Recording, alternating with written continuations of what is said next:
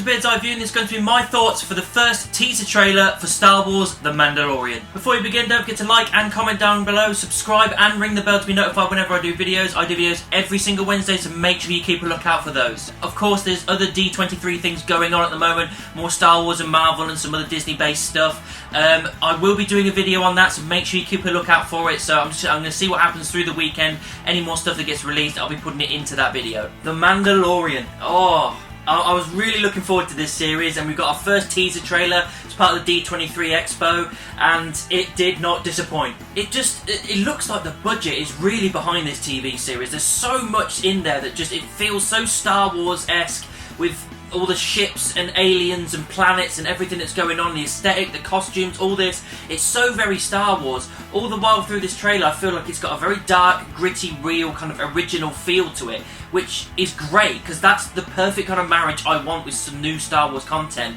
It feels like a Star Wars thing, it feels like it's in the universe, but it feels like its own thing at the exact same time, and I feel like this teaser trailer really shows that. The great thing is, like, the Mandalorian obviously being the main character, we see him through this trailer doing badass stuff, but he never says a word. We don't get any dialogue except for the very end, when we've got that dude that's saying it's like the bounty hunting is a difficult profession, and the guy just turns around and that's it, the title comes up.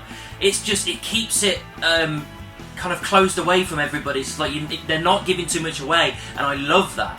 I don't really need to see any more trailers personally. I think this is more than enough to pump me up and to pump us all up to see this show. Another reason they might be keeping his voice like out of the trailers is there's rumours going around that he could be Boba Fett. I'm not too sure whether he is or he isn't. We're led to assume a little bit, especially when you see all his kind of all his targets all put up in carbonite on that ship. That's kind of like a little thread to kind of go, well, Boba Fett did that with Han Solo, so it kind of makes sense for that to be his thing. So it could be Boba Fett. I'd be absolutely fine with it being Boba Fett. I'm not going to be disappointed if it isn't, because it doesn't need to be. It can be this brand new character that we just know and love, and you know, in time becomes this great character we all love. I don't need it to be Boba Fett. But if it ends up being that, then as long as they announce it or reveal it in such a way that makes me go, awesome, then I'm all on board. We do see Death Troopers as well, which kind of puts this, as far as I would say, around the Rogue One area, because that's when the Death Troopers are introduced. I would say that that's kind of, it's around that time, it's before A New Hope, so it's during the time of the Empire in full swing and everything, and it seems like the Bad Judge is just out doing what he does.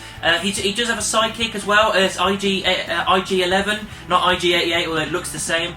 Apparently it's voiced by Taika Waititi, the guy that did Korg in Thor Ragnarok. He directed Thor Ragnarok, so he's doing his voiceover in that. I love the fact that he's branching out to different things, because he's such a charismatic character and person that adding him onto a robot, no less, something that's void of emotion, that will make it a lot more fun, especially like they did with K2SO in Rogue One. I feel like they're going for a similar feel, and I'm glad they're going in that direction. It does look like it's more darker and grittier than any Star Wars stuff we've seen before, because it starts with the trailer with stormtroopers' heads on pikes. I mean, that's quite dark, and then you've seen some other bits through the trailer that are quite dark as well.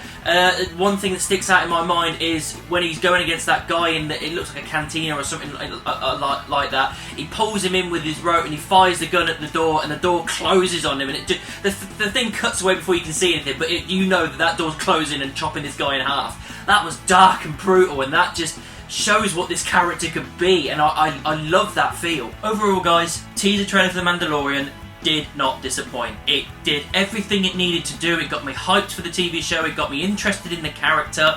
It didn't show too much. It didn't show too little. It showed the absolute perfect amount it needed to show. It showed that the budget is there.